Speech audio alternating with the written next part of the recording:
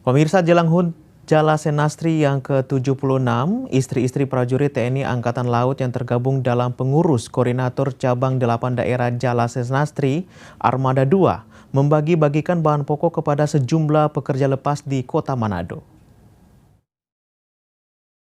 Korcap 8 Daerah Jala Senastri Armada 2 melaksanakan bakti sosial dengan menyerahkan bantuan sembako kepada para pekerja yang berprofesi sebagai tukang sapu jalan, pengemudi transportasi online, serta tenaga lepas lainnya yang berada di seputaran pusat Kota Manado. Aksi ini dilakukan sebagai rangkaian jelang hari ulang tahun Jala Senastri ke-76. Para istri prajurit TNI Angkatan Laut ini menyasar sejumlah ruas jalan untuk membagikan bantuan sembako.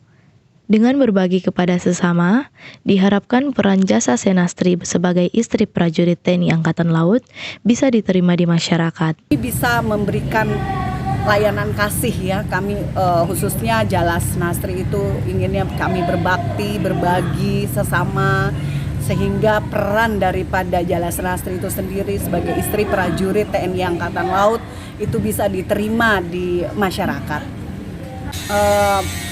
Keinginan kami ya, hasrat kami, tujuan kami, ibu-ibu Jala Senastri, inginnya kami bisa berdampak positif bagi masyarakat dimanapun kami bertugas mendampingi suami, baik yang ada di Kota Manado itu sendiri ya, khususnya ya kami pada saat ini kami ingin Jala Senastri punya peran yang sangat baik bagi masyarakat di sekitar kami.